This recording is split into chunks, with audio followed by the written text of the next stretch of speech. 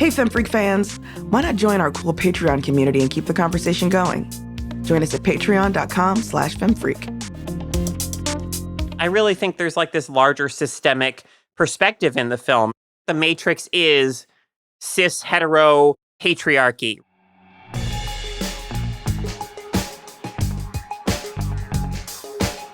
Welcome to Feminist Frequency Radio. This is a show that asks you to be critical of the media you love. I'm Anita Sarkeesian, and I'm joined today by two people who actually still believe in spoons. Carolyn Pettit. I mean, wait, what am I going to eat my cereal with? My hands? Come on. And Ebony Adams. Yeah, use your hands. You can shape them into spoons. You can shape them into forks. Carolyn, the cereal isn't real. Oh, wow. Mind blown. Mind blown. Did you just bake your noodle? Bake your noodle. I love it. That's my favorite thing. All right, y'all. We're going to be talking about The Matrix. If you haven't guessed already, we'll be right back.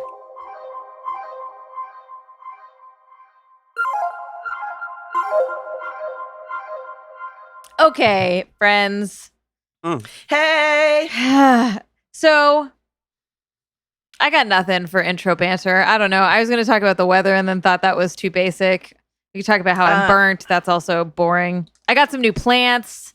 Ooh. They're like, I've managed to kill almost every plant that I had. You got to get my mom to come visit you and do her plant doctoring.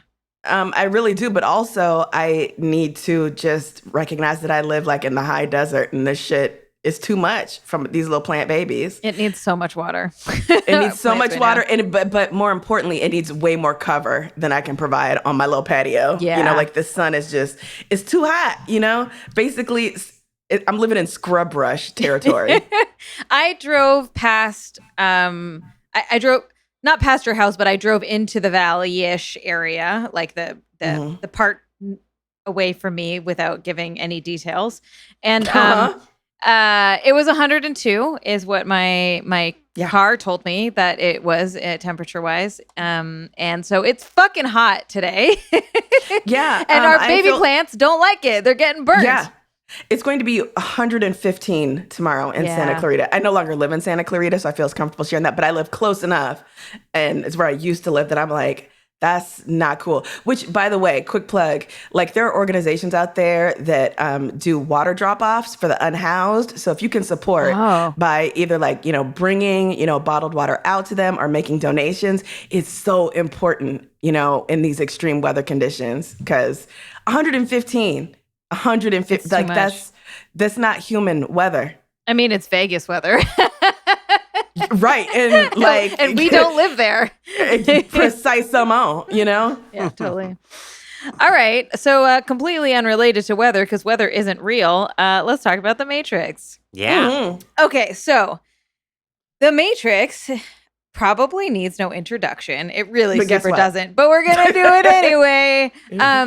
It was first released in 1999. The Matrix stars Keanu Reeves as Neo, dutifully corporate employee by day, computer hacker by night, who discovers that the entire world is actually just an elaborate simulation meant to pacify humans while machines harvest their bodies for energy.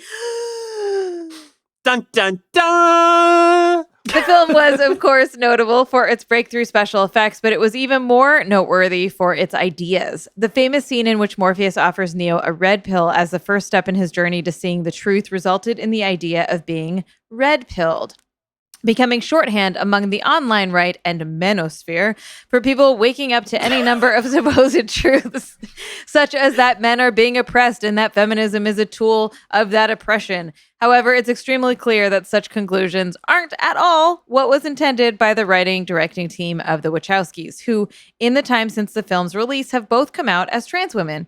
And there have actually been a great deal of analysis in recent years to reclaim The Matrix as a trans text. I love this reading. I love that this is talked about. If you watch it again, you're going to see it. Carolyn, do you want to tell us a little bit more about like what the conversation is around that analysis? Yeah, absolutely. Yeah, I'd love to. So last year in the, ancient times when going to movies was still a thing that human beings could do. Tell me more. I went to a 20th anniversary screening of The Matrix, and it was a part of a queer film series. And the lecturer before the film, whose name, he only gave his name as Michael. So I apologize that I can't give him full credit, but Michael, if you're out there, if you're hearing this, come on, you could narrow down a Michael. Yeah. That's not like the most common name but, in America. Thank you for the great, it was part of, as I said, part of a queer film series. So thank you for putting that together and for your great talk before the film. I want to just highlight a couple of things that he said in the talk that really have stuck with me and that I think are good for anyone to keep in mind when viewing the film, because they offer a really interesting lens through which to think about it. So first of all, the blue pill, red pill scene. I think one way we can sort of, or as Michael sort of argued, one way we can sort of be clear that the scene is not what the the alt-right or the online right has made it out to be, is in like who the opposition to Neo and Morpheus and that crew is, right? The agents who serve as the enforcers of the Matrix are always men and they're always white. So, Agent Smith and the others, as Michael put it, like he said that like a lot of online right-wing commentators, and he name-dropped specifically people like Milo Yiannopoulos and his ilk, they exist only in opposition to those they deem to be too free, right? The problem with Neo and Morpheus and the crew is that they are too free, and by taking the red pill, what Neo is actually doing is accepting a true transgressive self that the world of the Matrix that wants him to be a dutiful corporate employee and does not want him to accept. He also went on to say that and this is probably what stuck with me most powerfully from Michael's talk, is that we can think about the way that Agent Smith constantly refers to Neo as Mr. Anderson as an act of dead naming. So for those who don't know what dead naming is, it is when you refer to a trans person by, their birth name, but it's a name that the trans person does not identify with. It does not represent themselves. It's not who they are as a person. And really dead naming them is an act of violence in a sense. And so, when you watch the film with this in mind, you see how Agent Smith constantly calls Neo Mr. Anderson as a way really of trying to pressure him to fit into that box of the social order, the place that he was supposed to occupy, again, just prattling through his life. And that the sort of the act at the end of the film in the subway station where they're fighting and Mr. Smith calls him Mr. Anderson one last time, and Neo says, "My name is Neo," as he like flies up and kind of liberates himself from Smith's grasp, is can really be seen as presenting a trans person's assertion of their own identity in a hostile world as like this heroic and kind of miraculous act. Yeah. I totally, when we were talking about, I love this, and I love this sort of reading, and it's, I don't feel like this is like headcanon reading, right? That this is like, now that we know more about the creators of it, it's not hard to see some of the things that they were probably thinking about and feeling that are put into this narrative that is like, the story is pretty broad in terms of like a mainstream story being broadly applicable to lots of different people's experiences. But like the stuff around like literally being reborn into a new body, the scene when he says, "My name is Neo," I was like, oh, these are all like little symbolic physical moments of, what I've seen trans friends go through as they're sort of coming out and finding their identities and their rooted their experiences in in their outness, right? And I was just like, holy shit. Like, I saw the body be reborn and I was like, whoa.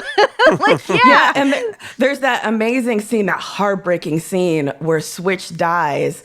And, I was reading a writer talking about how that scene was particularly resonant for them because they were like, the violence that trans people are often subject to, particularly at the moment of death. So when Switch, is forcefully yanked back and they say like, not like this, and, there's a way to read that as, like not pulling me back into a body that does not belong to me, that is not mine, that is a reality that I have, like it's your reality, not this one that I've rejected, was, like really eye-opening.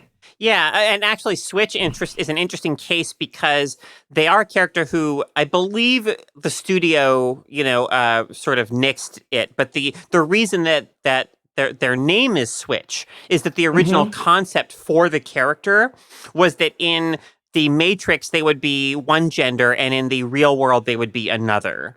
Wow. That's why they're called Switch, but obviously that didn't actually happen in the film. But that would have been so cool. I know, right? Such a neat idea. So watching the film now, though, I'm still struck by how I really think there's like a radical ideology at its core, or I really think that the way that I really think that the Matrix is cis hetero, patriarchy, right? I mean, when the computer screen at the beginning in Neo's apartment says the Matrix has you, it's like, I feel like that's what it is. It's like this whole ideology of that tells us that, that the order of, the patriarchal order and all the things that come with it are natural and true and real, when in reality they're not. I mean, there is no spoon, can be heard as like all of these ideas, these things that we think are concrete things, are really, not at all. Like gender, we are taught that it is this rigid binary, we're taught gender in very essentialist ways, although, I mean, this may be changing, but as trans people become more accepted and everything. But so this idea that there is no spoon, it's like, like gender can bend, right? Gender can be what you want it to be. It isn't this rigid, absolute thing. There isn't actually, however much society might tell us that gender is this like rigid, absolute thing, it's not that at all, right? There's just you. There's not this rigid, absolute like gender. But, more than that, I really think there's like this larger systemic perspective in the film. I mean, there's the scene where Morpheus is kind of teaching Neo some things. They're walking through that simulation of the Matrix, and Morpheus is saying all this stuff like, you look around, you see the people we're trying to save, but until we do, they're still part of that system, and that makes them our enemy. And many of them are so hopelessly dependent on the system that they will fight to protect it. And it's like, it's kind of mind-blowing to me that people on the right thought like that they were the ones working to dismantle the system when they are so clearly the reactionary people working on, to maintain the oppressive system. Also, there's that sense in which I feel like it does then offer that systemic perspective where we can sort of extrapolate it out and be like, it's not about individual cops. It's about cops as a system. It's not about individual X. It's about X as a system, right? So I think that's like really politically like heady and interesting. There's like a lot going on there in this like super cool sci-fi, action film. Yeah, I interrupted just really quick because it reminded me of how like conservatives will interpret Star Wars with a right reading, because Star Wars is so and not to compare the Matrix and Star Wars at all, but that it is such an open. What am I saying? That the right interprets Star Wars as like, yes, we are the good guys and they are the bad guys, and then like the left interprets it the exact same way because it is so like generic. But I think that the Matrix like is very palatable to a mainstream audience. Like it's this movie is tropey as fuck. But that if you do actually break down these underlying bits, like it's very easy to see some of the leftist leaning politics. And when you're talking about the, how do we break free of this world, the constraints, like the oppressions that we live under, at the very end of the movie, they talk about that. There's a line where they say, like, we want a world without borders or boundaries where anything is possible. Right. Yeah. It's a great. And then Rage Against the Machine, y'all. I know. Yeah. This took me back. There's a way in which this film feels, oh my God, I hate that phrase and yet I can't stop using it. This film feels so fresh still, despite coming out in 1999. Sometimes we'll watch things, particularly stuff that was kind of notable technically in its day at release. And, you look at it now and you're like, God, you can kind of see the seams in it, or like the flatness of it. This still looks great. I mean, come on. You knew going in that, like, Keanu Reeves as a savior of mankind, let's talk about it. But before we even get into that, because there's some stuff that I want to talk about, like how radical Keanu Reeves' existence as this humanity saving colossus has been over the course of cinema, as a biracial person who often got, hampered by like white readings for a long time, but increasingly as he ages, there's been a concerted effort to be like, nah, like, homeboy is not white, and the fact that you needed to see him that way. Let's talk about it. Before we go into that, can I just say, as an 87-year-old woman, when I first saw this movie, I was firmly in the camp of like, yo, open my third eye. Like, let's take that red pill. Let's see the truth. As an 87-year-old woman, I've come around to Joey Pants' point of view. I'm tired. Yeah. And so the last couple of times I've watched this movie, I have been struck and a little bit unsettled by how sympathetic I found him. Obviously, he's terrible. He's absolutely terrible. And, Joe Pantoliano is amazing at these kind of roles. So good.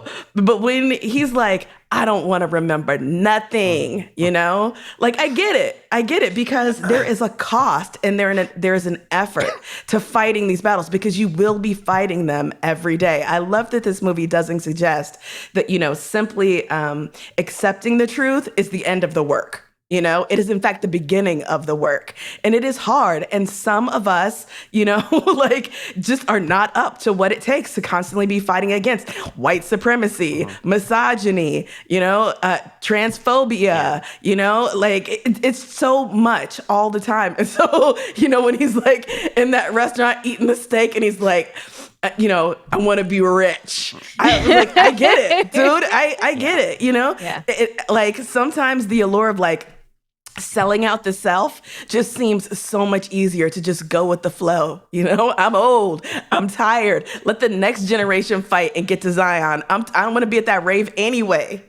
Oh my God. We can't even. That movie. Okay. As we're still in this sort of big picture place, maybe to guide us into the content of the movie a little bit, my impression of watching this, I watched this movie 2 years ago.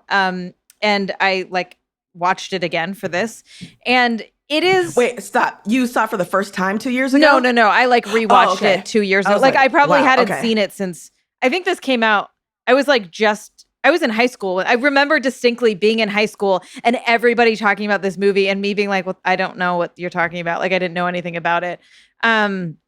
But anyway, so I had watched it 2 years ago, and I had the same reaction that I had now, where I'm like, it is so much a product of its time. It is very it is not timeless, but it is it holds up remarkably. While at the same time being so intensely tropey to roll your eyes aggressively at some of the themes and stories and whatever. I feel like I was holding on to both how remarkable I find the film and how annoying I find it in terms of its tropiness, and also just the cinematography. I think because I had watched it recently, I was able to focus on different aspects of it. And I really was paying attention to the way it looked and the Wachowskis' vision, right? What we now see as iconic shots were like very new at the time, right? They really broke some barriers and introduced new forms of filmmaking in The Matrix. And so like the beginning scene with Carrie-Anne Moss, what's her name? Trinity. She's just Carrie-Anne Moss. With Trinity, where you get that shot of like she jumps up and it like time slows and you see she's about to kick the agent and then or the other dude. And then you see the scene where like the gun barrel is like the fisheye and the gun is like at the lens and you just see her face. Like that whole thing, I was just like, man, this movie is fucking gorgeous. All the reflections in that whole scene of reflecting the faces to each other it happened in a lot of scenes, but I'm thinking about in Morpheus's glasses. Just, I was very, very taken with the aesthetic and how the aesthetic helps create the mythology of the world. Like it's such an integral part of what makes this movie so important and so like lasting. Yeah, although I do want to note that like some of the things that we, identify, like Western audiences identified as new and noteworthy were already, common in certain kind of like martial arts films and have since become even more prevalent. I think The Matrix popularized a lot, like canonized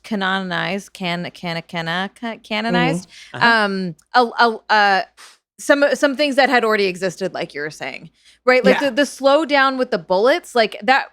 I can't imagine they were the first ones to ever do that, but I think they made that a popular.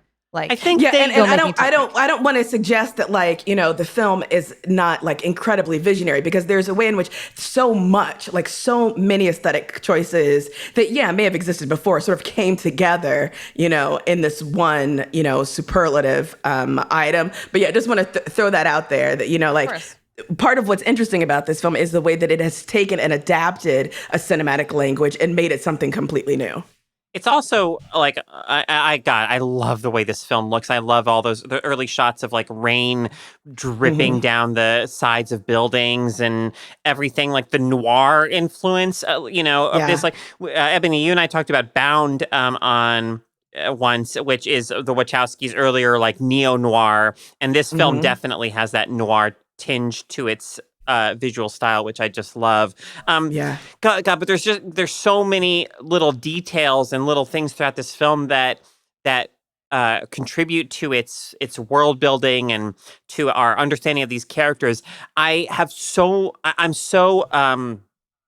thrilled by the way that Hugo Weaving as Agent Smith uses his voice he does this thing where he like modulates his voice in such a way to really convey that he represents this sort of like oppressive, hive mind thing like that. Like even very early on when he turns to the police lieutenant and says like, "No, Lieutenant, your men are already dead." Like there's just something like other, like a little, just so delicious to me about like the way he uses his voice in this film. I love it so much. I like, and that's like across like the casting in this film. God, Lawrence Fishburne as Morpheus. Oh my God, just top to bottom, it's so good. It's so good. I did not know that that the cinematographer of The Matrix is the same person who did Bound. But that makes so much sense. Yeah, Bill Pope gonna dive deeper into your work because you did that thing there. Yeah. Can we? Yeah, let's talk about the casting and like the demographics of the Red Pill team. The demographics are super important. Yeah. Yeah, like it is. I love a found family movie. I love a getting the team together family or like getting the last linchpin of the team together, kind of film. And I love everyone in this movie. But I think, it is important to acknowledge that, as you say, Anita, like, this movie is tropey as fuck. This does exist as a film in which, like the badass female, character, cedes center stage. For, like a newbie, like a dude who comes in and within 2 weeks, he's the best fighter. He's, he's everything. And it's like and the way that her destiny or like what the Oracle tells her is just like about falling in love with the chosen one guy. It's infuriating. It's so frustrating. Because you have that great little moment at the beginning where Neo's like, "Oh, I thought you were a guy," and she's like, "Yeah, most guys do. Get the fuck out of your own patriarchal headspace, dude." But then the fact that the movie totally ends up kind of playing into shunting the female love interest, shunting her into that female love interest role as part of this larger destiny is, it's super frustrating. And I feel like Trinity is such an interesting character in 1999, right? Imagine pitching a movie in 1999 and this movie. Trinity was what we would call a strong female character at the time, right? That it was kind of amazing and cool to see this chick that was really, could hold her own, really tough, really badass, fucking beautiful and amazing. But she inhabited all of those sort of action hero traits, but in this hot chick body. And so it was really frustrating because that was still probably a big deal at the time. It was a big deal. And I bet you even if they wanted to do something more with her, they probably couldn't quite have gotten away with it. So this movie, what I'm so frustrated by is how by the book it is narratively, even if it has all of this other wonderful stuff. It is 100% the hero's journey, right? 100%. And so that I'm exhausted, and it didn't, this did not start with with the Matrix by any stretch of the imagination, but you're the one that's gonna save the world. And then you're you both said, you have this female character that is holding her own and surviving and doing what she needs to do, and her entire existence is to love this guy. Right. And to support him and the decisions that he makes and the choices that he makes. And I'm just and that scene where she's kissing the dead unconscious Neo, I'm just ew.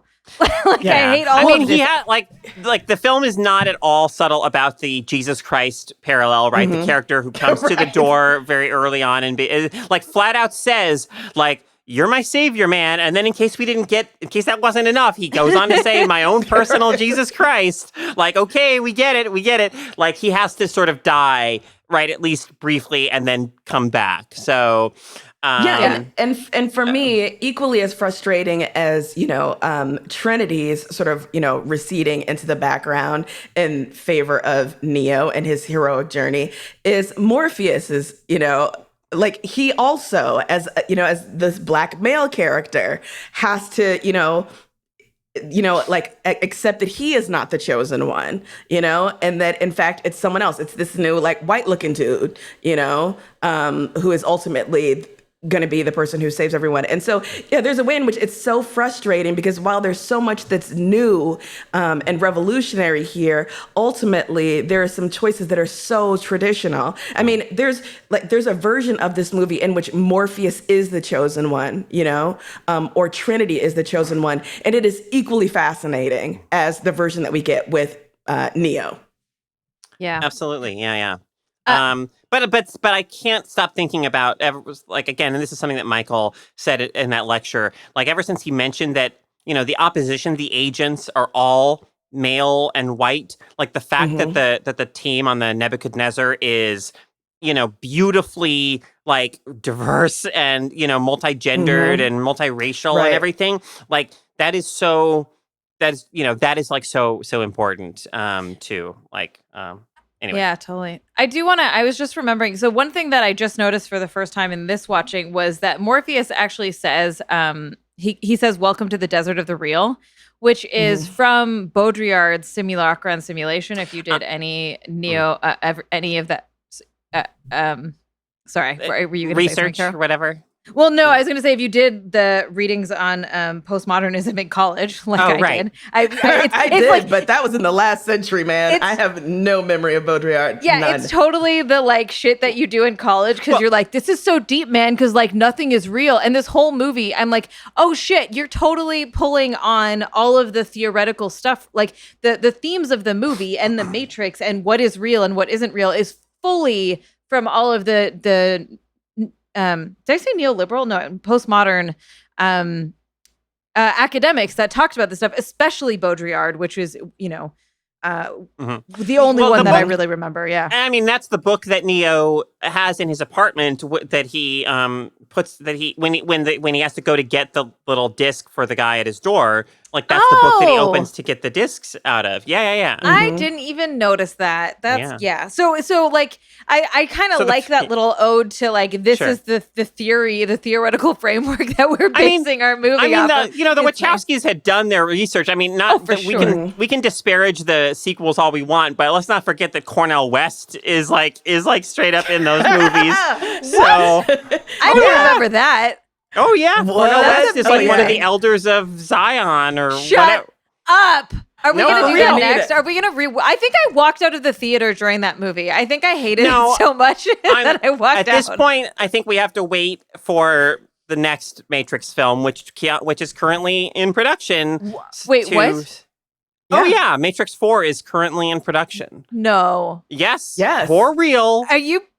I feel like your leg. Fucked with. It is helmed by one of the Wachowskis. I don't offhand know which one. I'm sorry. And Keanu it's filming. It's been in production. Obviously, I don't know how COVID has affected that, but it is underway. Wow, that's gonna be a thing. It could either. Yeah, it's like. I don't know if I like this idea. Yeah. But.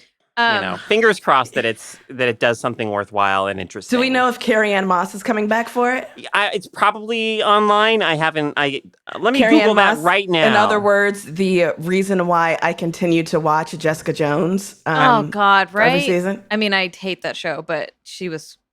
I did not hate the show, but Carrie-Anne Moss is. We talked about it, so you can look up former episodes of Feminist Crazy Radio. Yeah, exactly. Okay, so it's directed and co-written by Lana Wachowski, and Carrie-Anne Moss. Okay, is in the film. Yes. All right. Okay. Cool. I mean, I'm sure that at this point, I trust that Lana Wachowski will make sure that Carrie-Anne Moss has something interesting to do as Trinity, and doesn't get relegated to being just like the mom of somebody. But don't fuck it up, y'all. Yeah, we'll see. I also want to do another call to Rob Zombie. That threw me off a little bit when at the beginning of the movie, I was like, oh my God, I feel like I just re-entered high school. Like between Rob Zombie and Rage Against the Machine, I was like, yep, I remember this. Oh, yeah. Mm-hmm. The fashion, the music, everything. I was just like... I was sitting on my couch, but it felt like I was in my dorm room in a cloud of weed smoke, just blowing people's minds the insight. What is the deal? So I feel like now that we've seen so much of the Wachowskis' work since then, as well, there's a better understanding of the canon of the style that they inhabit and the stories that they tell. But I'm just like, I can't help but laugh at all the fucking pleather trench coats and that weird ass pleather dress that Trinity's wearing for a second. That's just so ugly. But also of course they're all wearing those outfits, right? What else would they be wearing? It's perfect, but it's also just so cheesy. Is it, Anita? Yes. Or is it so amazing that it blew your mind? What, they don't stand out at all in their gang of leather-clad superheroes? You're not invited to Zion, Anita. I know, I'm not. I know. I want to get back to talking about the red pill. And so Agent Smith, says that the machines tried to create a world, a paradise, for humanity, but that humanity didn't accept it. There needed to be a certain amount of ugliness and grit and struggle, and oppression for humanity to accept it as the real. And I want to kind of dive in there because I think, it's one of those things that sounds kind of super deep, right?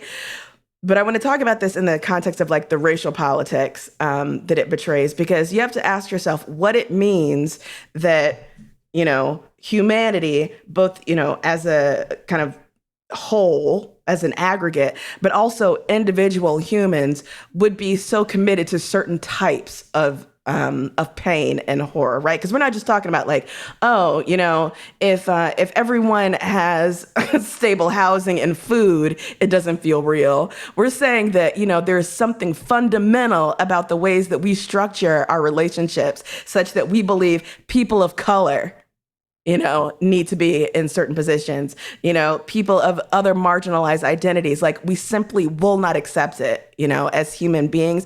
And I wrestle with that when you start to tease it out, like, what is this actually saying about, what, again, someone like Morpheus or, oh gosh,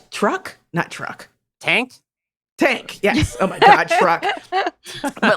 but seriously, like, people of color, it's like, oh, okay, so, what is it saying that they have to accept versus what other people have to accept, Yeah, I want to, when that comes around, I want to, because Agent Smith says, like, some think we simply didn't have the simulation right. I want to be like, that must have been it. Doing this impression. I want to be like, but I always want to be like, that must have been it, because I think, I want to believe that humanity is capable of creating a world free of white supremacy and patriarchy and transphobia and heteronormativity and on and on and on, right? Certainly the scene where Smith goes into, like, really talking about, like, I'm disgusted by it. And he starts talking about, like, the smells and everything. Yeah. Like, it's hard for me not to see that scene as explicitly about, like, racism, right? Because the image of a white man in a position of, like, authority and power, like, talking in these really, like, denigrating terms about humanity collectively, but he's speaking to a black man. Like, it just exudes, like, I can't not hear Smith in that moment as like the racist sheriff or whatever from any number of, like, films that have been explicitly about, like, racism. I mean, the film is, can be read quite clearly as like a colonialist narrative, right? Like, these outside invaders come in and, attempt to colonize a space, while, asserting the inferiority of, the native population, and so, yeah, absolutely. In that scene where he's like, the smells, it absolutely, has echoes of that sort of, like, that sort of framing that we've seen before with, white Europeans, coming to South America or Africa or whatever, and being like, we need to completely remake this space because what you have done with it is an abomination. Only we can be trusted to run this thing correctly. Yeah. Yo. Yeah. Yeah. Give me the blue pill. I'm just saying, I'm not cut out for all that work. I think. Sorry, go ahead, Carol. Oh, I just went, every time that line comes up, I think of, I remember, for whatever reason, I remember hearing Bell Hooks talk about, I think I heard her say this in a conversation with Cornel West, actually, but talk about the need to find joy in the struggle. And like, I get that. Like, I think, like, I mean, certainly me living every day in the world as a visibly trans person, like, I get so exhausted sometimes. I mean, being misgendered, knowing anytime I walk into a shop, a store, like, it fundamentally changes the way I move in the world because I'm always on edge about the next time where I know somebody is going to tag me as other, is going to misgender me, or is just going to be uncomfortable about my presence or whatever. Like, it's absolutely constantly exhausting and it's isolating. It contributes to, my loneliness and my withdrawal from the world. And, like, there's so many times where, like, God, if I wish I could just take a pill and be cis, or in a sense, right? I wish I could just do that and be free of all of this. It would be so much easier to not deal with this constant psychic and emotional pain. But, it's that line, like, sometimes, I try to find ways to see value in the adversity and in just knowing that there are times where I'm able to say things and do things to push back against the oppressive, cis heteronormative white supremacist patriarchal structure. And I'm not saying that that's enough. I'm not saying that that makes it all okay or anything, but I don't know. I feel like we like if we can find ways to find joy in the struggle wherever we can find it, because we all have to acknowledge that it's very difficult and that it takes a toll and that it's I think it's valuable to be able to do that. Yeah. It's like the quote that's not real from Emma Goldman about it's not my revolution. If I can't dance, it's not my revolution. Right. Which she didn't say, but insinuated something similar. Of like you gotta. It can't be struggle all the time. It can't be even under the worst of circumstances. Yeah. Yeah. Maybe that's a good place for us to take a little break. Sounds good. I would love to, in our bonus episode, which is available to our Patreon backers, talk a little bit more about the cultural usage of red pilling. You know, we alluded to it and mentioned it, but maybe we can dive into a little bit more of that in the bonus episode. Sounds good. Let's do it. All right, cool. We'll be right back with our freakouts, everyone. Hey, Feminist Frequency Radio heads. Fall's upon us and times are pretty uncertain. But you know what is a sure thing? Each week, the Feminist Frequency crew will be here to chop it up and talk over each other about what's been happening in the world of pop culture and media. And you can be part of making the media criticism you love. You can! Head on over to patreon.com/femfreak and become a patron of all this tasty feminist media analysis. Backers of the podcast get early access to show episodes, merch discounts, exclusive bonus episode hijinks, Anita's pickling recipes, and more. Check it out. Patreon.com/femfreak. What's your freak out? Now it is time to talk about what's been thrilling us, moving us, upsetting us, or infuriating us this past week. Ebony, what do you got? You got something? I do. It's not a thing. It is rather a thing, which is well, I'll get into it. So it's not a book, movie, TV show. It is rather a news story. So just in the last day or two, news broke that academic and activist Jessica Krug at George Washington University outed herself, most likely because she was about to be outed, as a white Jewish woman from the Midwest who had been essentially cosplaying and masquerading for all of her professional life as alternately either a Afro-Latina or just strictly Latina, as a light-skinned Black woman.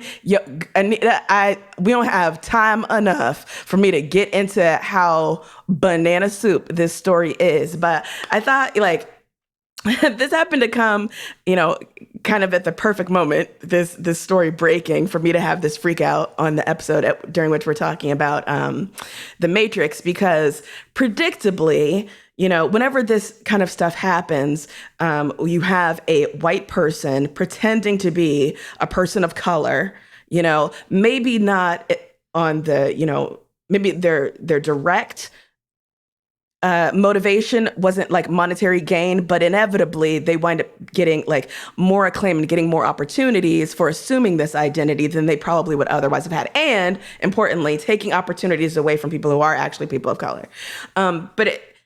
This happens and the term transracial starts being thrown around. This idea that if in fact someone can be transgender, that why isn't being transracial an accepted thing? And so, of course, the news broke about Jessica Krug, and TERFs came out of the woodwork like the fucking wood maggots they are, to make this argument. I am not nearly articulate enough to be able to express to you how wrong-headed this is on its face and at every level. I will direct you to this great Twitter thread that I found expressing this in much better than I could express. But in essence, the point is, we live race and gender in completely different ways. And although there are, echoes, there can be resonances, we do not live in a race society in the same way that we live in a gender society, nor do we occupy our bodies in the same ways. The understandings are completely different. The dysphoria that transgender people feel, is something that is not mirrored by these people who assume these identities, often to, assert a kind of authority in fields wherein it's not necessary. So you have people like Rachel Dolezal, right? I was going to say, not only says, I'm a Black woman, but also, I teach African-American studies and I'm the head of the NAACP, You have this woman, Jessica Krug, also teaches African-American studies, is someone who is become kind of infamous, and these stories are coming out for constantly, attacking the political commitment of, Black people and people of color for being in her mind, sort of insufficiently radical, which the inauthentic, the irony of which just blows my mind, but you have these people who, decide that I want to say these certain things, about race, about culture, about ethnicity, and I need to shore up my position with what they assume to be unassailable authority, and they do that by donning the mantle of Blackness, in particular. And it is so frustrating to me that this continues to happen, that we continue to, allow these things to happen. It betrays so much about the colorism, at play in our society, such that the closer you get to white and your appearance, the more accepted you are. It's just, there's so much going on there. The misogynoir that, that this leaves, open and bears. I'm so frustrated by it. But yeah, I was just, thinking in this particular week when we're talking about the Matrix and about constructing a reality, the way in which arguments, righteous arguments for understanding, transgender people and their lives get deployed in these fucked up ways to excuse stuff like Jessica Krug or, Rachel Dolezal and their bullshit transracial shit. I'm just what? So anyways, if you haven't followed this story, her name is Jessica Krug, Krug. Check that shit out. Of course, by this point, the conversation has become hilarious on Twitter, so you're going to get your life. But really, there's some people having some really important conversations about what she does, the phenomenon of this, the fact that you don't have people of color doing the reverse.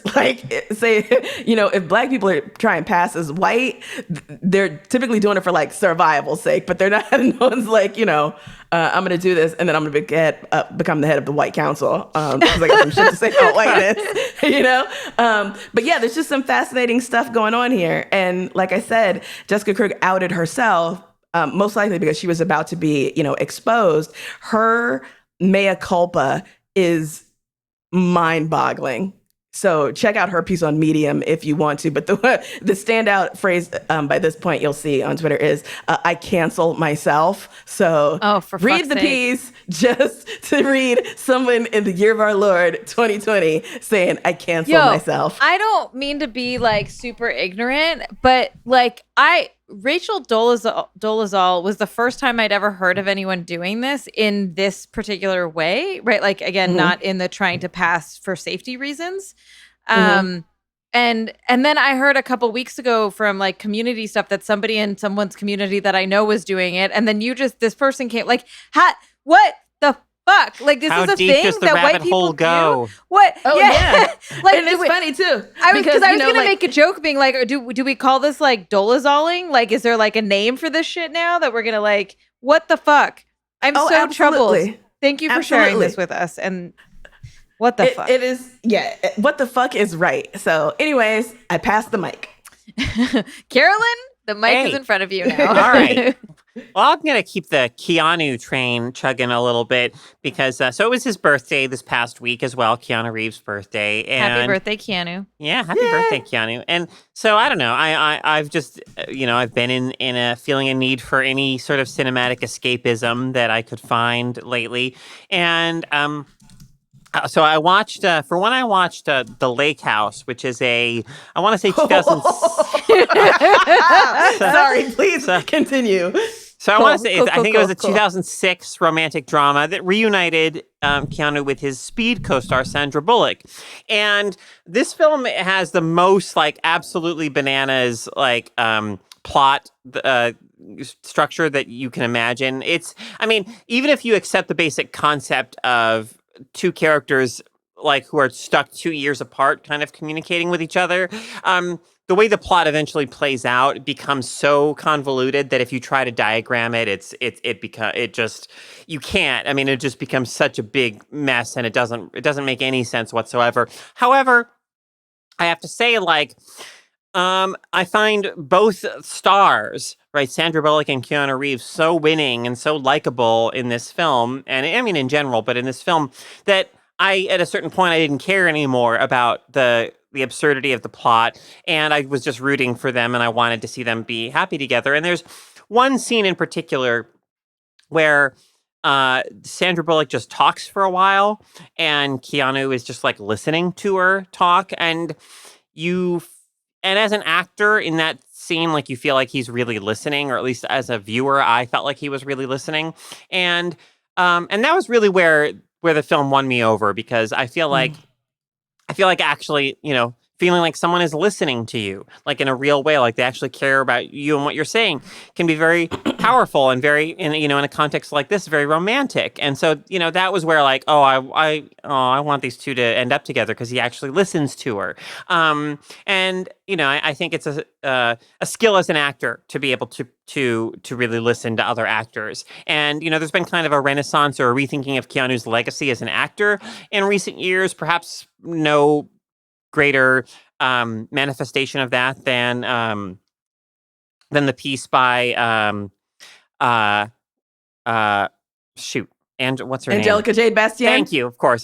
Then the piece by Angelica Bastien about reassessing Keanu's skills as an actor and his legacy as an actor. The other film I watched was the new Bill and Ted film, Bill and Ted Face the Music. Is that out? Yeah. I cannot wait to hear this. I did not love the film. I think the film is not great. However, I did appreciate seeing these characters, Bill and Ted, who had such a heavy destiny placed on them in the films that they made when in their teens and early 20s, where these characters are now in their 50s and have not fulfilled that destiny. I think that's just an interesting thematic territory to explore. But more than that, I think that it's really interesting to see Keanu as an older actor now, because I feel like there is a way in which he seems to always be tinged with sadness in a way that he didn't when he was younger. And I don't like to do the thing that where we take an actor's personal life and say, well, it's because such and such happened, or it's because such and such happened. I'm not interested in that. I'm just interested in what he gives us on the screen as an actor. And I think, some actors and some people change more as they get older. Some people change externally less as they get older. Some people seem to get more comfortable in their skin, happier, more at ease. Some people become more angry. Some people become, people change in all kinds of ways as they get older. And it's just, for me, it's really interesting seeing Keanu Reeves become, an older-ish, mid-50s actor, and see this quality that now seems to really tinge for me all of his roles, whether it's John Wick or, playing Ted in Bill and Ted, where, as he used to be this exuberant youth, and now he's something quite different. And I just think that's fascinating to watch. So anyway, happy birthday, Keanu. And thank you for all the cinema, as he likes to say. Nice. Yeah. Yeah. My freak out is very lukewarm. I finished another book because I can't stop reading. And I read this book called On the Edge of Gone by Corinne Duyvis. I'm lukewarm about it because I didn't love it, but I still think that it's notable to mention. And so that if listeners find what I say interesting, they might want to check it out. And I also did finish the book too. Like it wasn't, I was curious about what happened or how it worked. So what I think is interesting is that, it stars a woman who is autistic, and her autism is a very, very prominent part of the story, which I thought was very interesting and appreciated as someone who is slowly learning more about what autism means, and being more conscious of neurodivergent folks, or neuroatypical folks, and our relationships to them, and being better about that. So I found it really interesting to be able to integrate some of that into like fiction and narrative in a way that I think we would like to see and we've been talking about seeing in a lot of our media around all kinds of oppression and all kinds of identities, right? So I did appreciate that. The premise of the story is that Denise has her mother is a drug addict. Denise is biracial. Her mother is white. And they are about to, like, the end of the world is about to happen, right? That a comet or an asteroid or something is about to hit Earth, and they need to go to a temporary shelter. And so like her mom is running late and all this stuff happens, and they end up finding themselves on a generation ship that hadn't taken off yet, where all the other generation ships had taken off. So the story is deeply about Denise trying to convince this captain to let her family stay on this generation ship. The range of diversity and inclusiveness in the book is very appreciated, but also was one of those things where I'm like, oh, you're kind of checking some boxes here, right? So like, her sister is trans, and I appreciated that. There was some conversations around like the struggles that her sister has had around that. You encounter a group of people, a woman who's Muslim, and there's a thing with like losing her scarf in the middle of this horrific situation, right? And like trying to find a new one. So there's lots of little things here and there that I think are the types of representations that I like to see. It felt like a lot to me, and I think part of why it felt like a lot or like a little unnatural is because the story doesn't really move very quickly. It doesn't move very much at all. And I think that was my problem with it, is not any of those my problem isn't that it was inclusive and that it included all of these different representations. It was that like, it didn't feel like it moved. And when you realize that like at some point halfway through the book, I was like, oh, this is the pace of the book. I found that to be a little tedious. So that was my struggle with it. I still think it's really interesting. It's got all that sort of like, survival kinds of stuff. If you're into that, like the idea of a generation ship, the idea of surviving the end of the world. What does that mean? I think are interesting themes. So, take that for what it is. If that sounds interesting to you. It takes place in Amsterdam, if that is of any interest to anybody. It's called On the Edge of Gone by Corinne. It's Duyvis. And I did want to just shout out one more little thing. There was a documentary that I was a part of a few years back called Netizens that was talking about online harassment. It is on HBO Max. So if you are interested in hearing some stories and some analysis about online harassment and a scene of teenagers recognizing me in a park, which weirdly is on camera, please check it out. Also, if that's not enough to entice you, Carolyn makes a cameo in it, which, yeah. That's so make special. the popcorn and put up your feet and relax and enjoy a nice documentary about online harassment. Yeah, it's totally feel good. It's gonna make you feel so good. It's called Netizens. Yeah, definitely worth checking out.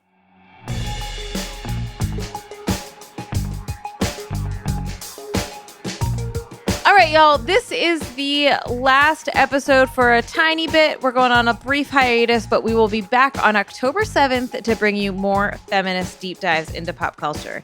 Now, thanks for listening. And be sure to stay tuned for the Freakin' After Party, which is only available to backers of this podcast. We're going to talk about The Matrix a little bit more. You're not going to want to miss it. So head over to patreon.com/femfreak. This show's engineered by Rob Pera. Carrie Simpson provides technical support, artwork by Jamie Varon, and our intro music is by Phil Circus. Thanks, y'all, for listening. Bye for now. Bye.